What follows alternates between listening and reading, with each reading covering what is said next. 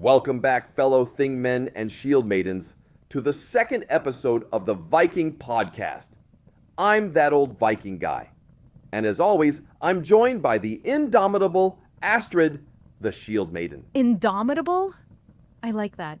It sounds like I can't be dominated, which is exactly how I prefer my breakfast and my politics. In the last episode, we set sail on the longship of Norse democracy. How the Vikings ran their societies, made decisions, and kept things from descending into total chaos. The feedback was incredible, and apparently, we even got a few modern politicians to Google Thing Assembly. You're welcome, democracy. And if you're just joining us, don't worry. We don't require blood oaths or horned helmets, just a healthy skepticism of anyone who says, "Trust me, I know what's best for everyone." Which brings us to today's topic. What did the Vikings do when someone tried to grab too much power? How did they deal with would-be tyrants, and what can we learn from them, especially now, when the winds of change are blowing, and some folks seem a little too eager to steer the ship alone? Because if there's one thing Vikings hated more than cold porridge, it was a chieftain who thought he was Odin. So, sharpen your axes and your wits. We're about to dive into the sagas, the law codes, and the real stories of how the Norse faced down the power-hungry and what that means for us today. Hold on to your hats. Let's start by talking about what power actually looked like in the Viking Age. If you're picturing a king on a golden throne barking orders, you're thinking of the wrong part of Europe. Yeah, forget the crown and scepter. In the Norse world, power was a lot messier and a lot more democratic than most people realize. The backbone of Norse society was the Thing. That's not just a fun word to say. It was the assembly where free men, yes, only men, but we'll get to that in another episode, gathered to make decisions. And let's be real, not everyone got a say. The Thing was open only to free men. Women, slaves, and many landless folks were left out. So while it was more participatory than most medieval societies, it wasn't democracy as we know it today. Right. The Thing set laws, settled disputes, and even decided who got to be in charge. And in Iceland, the Althing was founded in 930 and is still running today. That's the oldest surviving parliament in the world. Norway had the Gulathing and Frostathing, and Sweden had the Gamla Uppsala Thing. These weren't just ceremonial gatherings. They had real power. If you skip the Thing, you might miss out on voting, settling a feud, or, not being declared an outlaw. And let's be honest, they probably had better attendance than most modern city council meetings. The Norse were deeply suspicious of anyone who tried to put themselves above the law. The law codes, like Gragas in Iceland and the Gulathing law in Norway, make it clear the law was above the king, not the other way around. But that was especially true in Iceland and early Norway. Later on, especially after Christianity spread, kings in Scandinavia started to claim more power for themselves. But in the classic Viking age, the law really did come first. If a king or chieftain broke the law, the Thing could call them out, strip them of power, or even send them packing. So if you were a king, you'd better not get too comfortable. The Thing could turn on you faster than a hungry wolf on a sheep. And it wasn't just about the big decisions. Everyday disputes, land, inheritance, even insults, were settled at the Thing. It was a place for open debate, negotiation, and sometimes a bit of shouting. But the key was that no one, not even the most powerful, was above the assembly's judgment. Of course, that was the ideal. In practice, powerful families could sometimes bend the rules or escape justice. Reality could be a bit messier. It's almost like they invented checks and balances, but with more axes and fewer lawyers. Of course, it wasn't a formal system like we have today. The checks and balances were more about custom, reputation, and the constant need to keep your allies on side. And reputation really mattered. The Norse didn't have a formal meritocracy, but your ability to persuade others could make or break you. In a way, it's a bit like what I love about ontological mathematics. The idea that order and harmony come from the best ideas rising to the top, not just from who was born into power. Here we go. Next he'll be telling us the Thing was secretly a math club. Just so nobody gets confused, Vikings weren't actually doing math at the thing. That's more your personal philosophy, Uncle. Shh. Let's not go on that rabbit hole, young lady. Okay. Anyhow, when we talk about the Norse and power, remember, it was always up for debate, always up for a vote, and always subject to the law. And that's the foundation for everything else we're going to talk about today. Now, let's get into the juicy part. What happened when someone tried to take too much power? The sagas are full of stories about people who thought they could rule with an iron fist, and how that usually worked out for them. Spoiler, not great. Let's start with Harald Fairhair. He's famous for uniting Norway under one crown in the late 9th century. But a lot of local chieftains weren't exactly thrilled about giving up their independence. According to the Heimskringla and the Landnamabok, many of them packed up their families, their livestock, and their longships and sailed off to Iceland rather than submit to Harald's rule. That's literally how Iceland was settled, by people who said, "No thanks, I'll start my own country." Just a quick note. The sagas were written a couple centuries after these events, so they mix history with legend. But the core idea that people valued their independence enough to leave everything behind rings true. That's the Viking version of rage quitting a group chat. You want to be the boss? Fine, I'm out. And I'm taking the sheep. Exactly. And Harald wasn't the only one who ran into trouble. Eiríkur Bloodaxe, one of Harald's sons, tried to rule Norway with a heavy hand. The sagas describe him as ruthless, hence the nickname. But his violent rule didn't win him many friends. He was eventually driven out, not once but twice, and ended up in exile in England. Heimskringla is pretty clear. If you rule by fear, you end up alone. It's almost like Vikings had a built-in no jerks allowed policy. If you tried to be a dictator, you'd better have a backup plan, and maybe a boat. And it wasn't just Norway. In Iceland, the Commonwealth period was famously anti-king. But even there, you had people who tried to grab too much power. Sturla Sigvatsson, for example, tried to dominate the Althing and become the most powerful chieftain in the land. According to the Sturlunga saga, his ambition led to civil war, and eventually, Iceland lost its independence to Norway. The lesson: when one person tries to take over, it rarely ends well for anyone. So, whether you're a king, a chieftain, or just someone with a really loud voice at the thing, the message was clear: don't overreach.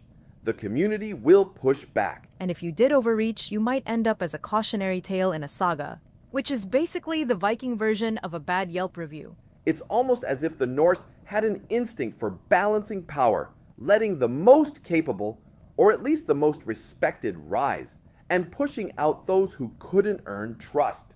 That's a kind of proto-meritocracy, even if they didn't call it that. But let's be honest, family ties and birth still mattered a lot. Rising through the ranks was possible, but the playing field wasn't exactly level. So, the next time you hear about someone trying to grab all the power for themselves, remember, the Vikings already wrote that story, and it never had a happy ending for the would-be tyrant. Okay, before we get into how the Norse actually pushed back against tyrants, it's time for a lightning round from my followers. You all sent in some wild questions about power, justice, and what Vikings would do with modern problems. Uncle, are you ready? As ready as a berserker at breakfast. Hit me. First question. If you could exile any modern celebrity, who would it be and why? Only one? That's not fair. But I'd start with whoever invented reality TV.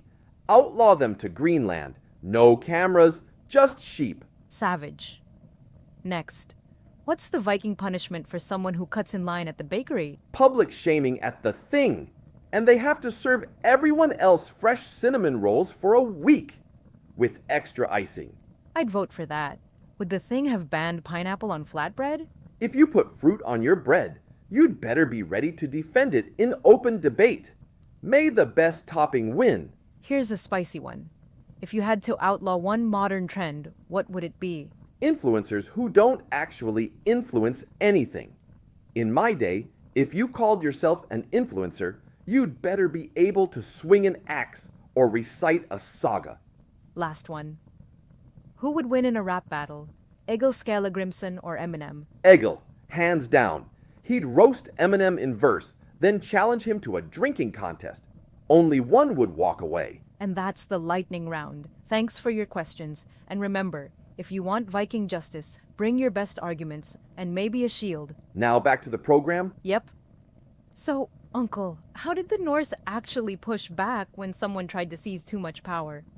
It wasn't just about packing up and leaving, though, as we've seen, that was definitely an option. First and foremost, there was the thing. These assemblies weren't just for show. If a chieftain or even a king overstepped, the thing could call them out, strip them of their authority, or even exile them. There are records from the Althing and other assemblies where leaders were deposed for breaking the law or abusing their power. The law was the ultimate authority, not the person in charge. And if you really messed up, you could be declared outlawry, an outlaw. That meant you lost all legal protection. Anyone could attack you, and no one could help you. The Gragas law code spells it out. Outlawry was basically a social death sentence. Outlawry wasn't handed out lightly, but it was a powerful deterrent. If you tried to rule by force or ignore the law, you risked losing everything: your property, your allies, even your life. And while the law aimed to be fair, powerful families sometimes found ways to bend the rules or escape punishment. Justice was the ideal, but reality could be a bit messier. But the Norse didn't just rely on legal tools. They also used words as weapons.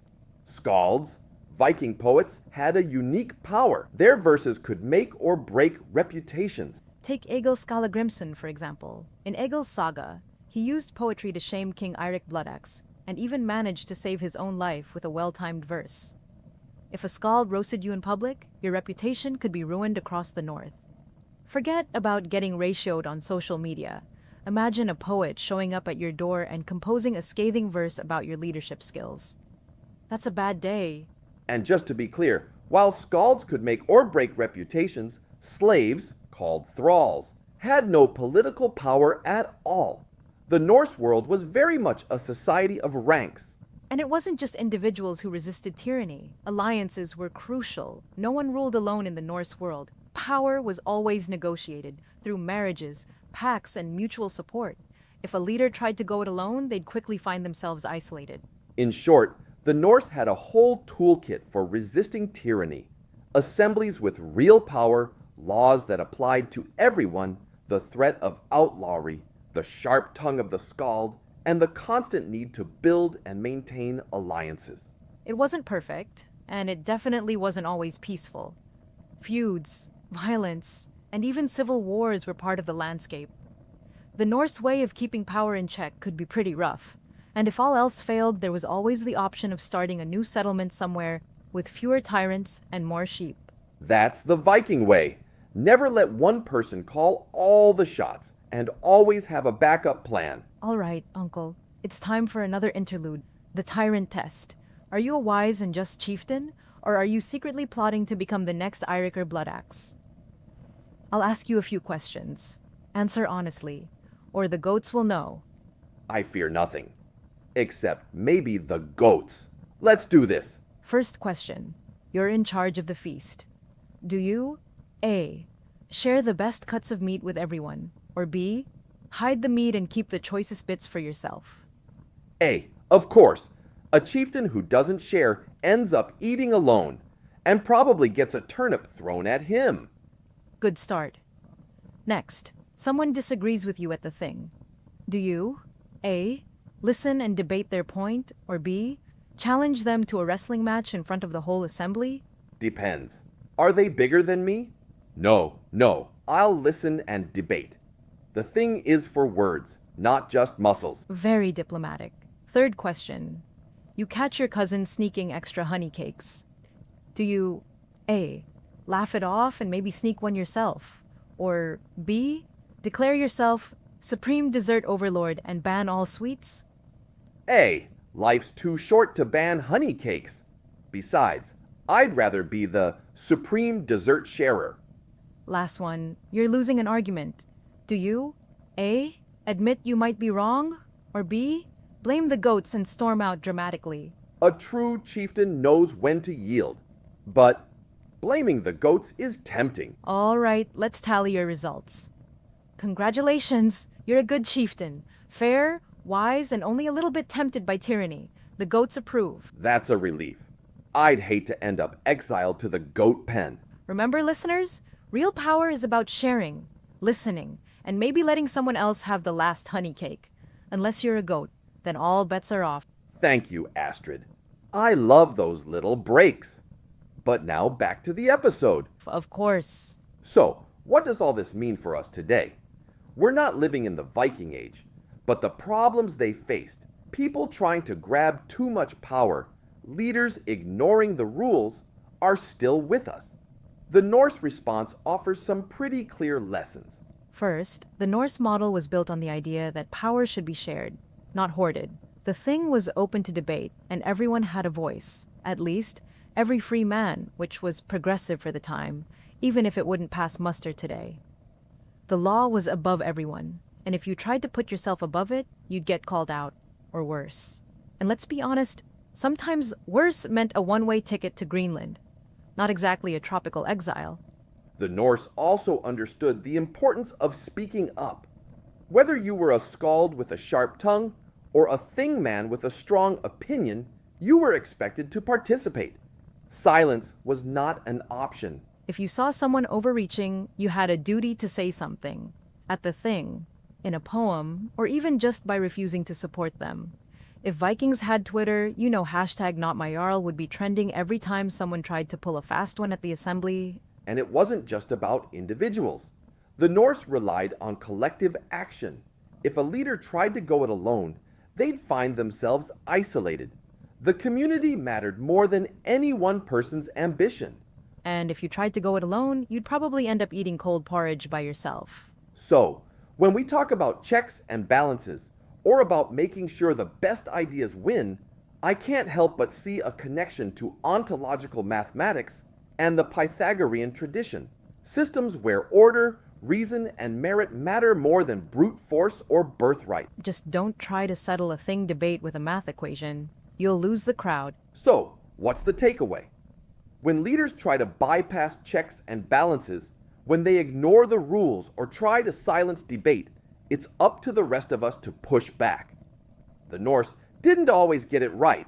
Sometimes things ended in exile or even civil war, but their resistance to tyranny is a powerful example. And let's not forget, their system eventually broke down too. No society is perfect, but there's still a lot we can learn from how the Norse tried to balance power. And if you're not a poet, don't worry. You can still make your voice heard. Just maybe skip the part where you challenge your local politician to a duel. The point is, don't abdicate your rights. Participate, hold leaders accountable, and remember, the law is supposed to be above everyone, not just the people at the bottom. So, how do we take these Viking lessons and use them today? We might not have a thing to gather at, and outlawry is, thankfully, not on the table, but the core ideas still matter. When you see leaders trying to sidestep the rules, or when one branch of government starts acting like it's the only one that counts, that's the moment to remember the Norse. Don't just shrug and walk away. Defend your institutions. Insist on the rule of law. Speak up even if it's uncomfortable. And don't wait for someone else to do it. The shield wall only works if everyone holds their spot. If you step back, the whole line gets weaker. Exactly. Whether it's voting, showing up to meetings, or just refusing to let someone rewrite the rules for their own benefit, participation matters. The Norse didn't always get it right, but they knew that if you don't stand up, you end up with a tyrant. Or worse, you lose your freedom altogether. And if you want a society that works, you have to reward real merit, not just connections or noise. That's something the Norse understood in their own way, and it's something we can still strive for whether we're talking about government, science, or even philosophy. So keep your wits sharp, your voice loud, and your shield ready. Metaphorically, of course. Unless you're actually a Viking, in which case, carry on. That's it for today's episode. Thanks for joining us as we dug into the sagas and law codes to see how the Norse faced down would-be tyrants, and what we can learn from their example. Remember, history isn't just about the past. It's a toolkit for the present. The Vikings didn't let anyone rule unchecked, and neither should we. And if you take nothing else from today, just remember, democracy is like a shield wall. It only works if everyone stands together. And if you see someone trying to sneak around the back, call them out before they start swinging an axe. If you enjoyed this episode, share it with your fellow Thingmen and Shield Maidens. Next time, we'll tackle a new topic with a special guest. You won't be disappointed. So keep watching. And remember, the only thing worse than a tyrant is a tyrant with bad hair. See you next time.